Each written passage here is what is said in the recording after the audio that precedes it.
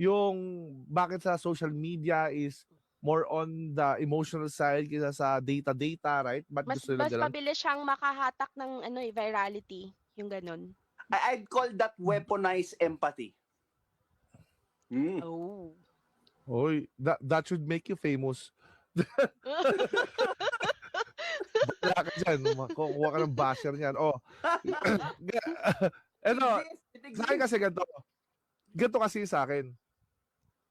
Kasi yung majority naman ng tao, they don't want to solve problems. They just want to be entertained. Of course, doon ka pupunta. Kasi naintindihan ko rin yun. May mga taong stress na gusto lang nila na parang maging zombie for an hour or 2 hours or 3 hours because it's really difficult na tuloy-tuloy yung solving problem activity mo. Galing ka na sa trabaho, galing ka na sa ano, right? I get that. Pero ang yung mga taong like for example yung kami, yung problem solving yung ginagawa namin, di ba? Problem solving, analyzing, ganon. Kailangan ng brain power nun eh. Nakakapagod yun. Nakakapagod naman talaga kasi mag-isip. Masisisi mo ba sila? Pero sisisihin ko pa rin sila. Kahit may sisi mo ba sila, sisihin ko pa rin sila. Kasi ang problema kasi, when it's time to solve problems, you don't know what to do. That's the problem. Exactly. Oo nga. Yun nga. Oo. Pero wala akong issue sa mga taong gusto ng entertainment. Pero kapag ilalagay nila yung problem solving hat na nila, and then they can actually function, then that's fine I with mean, me. There's no problem with that.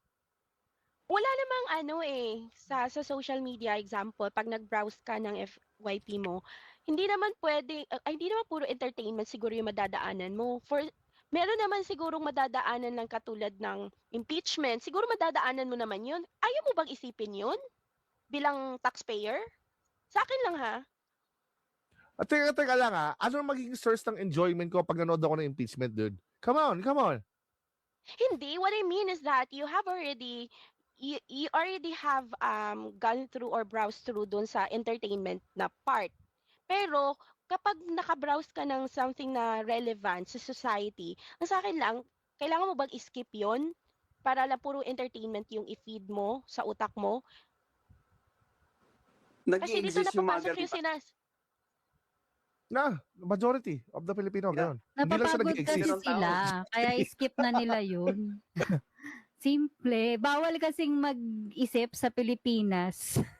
Pero Illegal. lalo lang silang pero pero ganito kasi, kung napagod sila mag-isip para maging informed. So mapapagod lang sila habang buhay kasi pipili at pipili sila ng same na tao para iuupo nila sa gobyerno kasi nga ayaw nila makialam. Ayun lang mag-isip. Hindi naman nila nare-realize yung mali nila eh. Hindi naman nila naiisip yun. Hindi sila No. mapapagod. I think is they're underestimating their power. Yun yung issue. They don't realize their effect as individual and as a collective. They don't know Hindi that. nila kayang isipin yun. Ganito yung nakikita ko dyan. When it comes to those kinds of issues, I will select either influencer or politiko that would, I think, champion my beliefs or yung paniniwala ko. And then, once na mag-fail yung taong yon or yung politiko na yon, wala sa akin yung burden. Nandun sa taong pinaniwalaan ko at sinunod ko na iboto si ganito, si ganyan.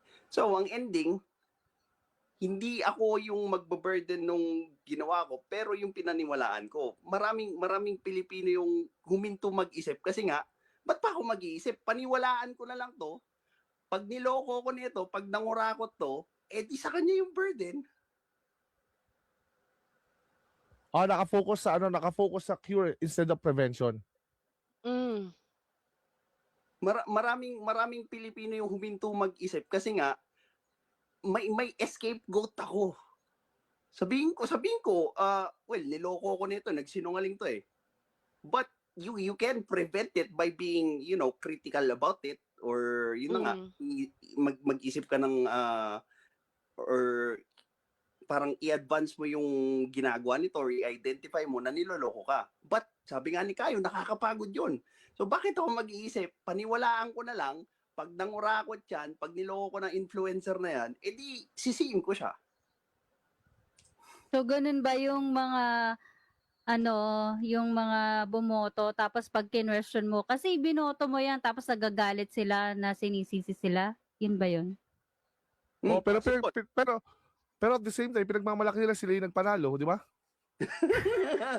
Kasi parang gano'n, di ba? Yung binoto nila, tapos ngayon kinwestiyon mo dahil binoto nila, nagkaganito. Ayaw nila, nagagalit sila. Ganun, di ba?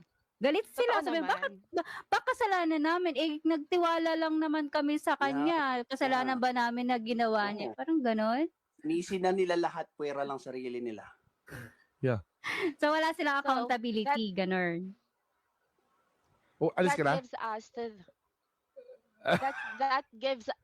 that leads us to the next point, which is yung modern Ah. conversation problems natin.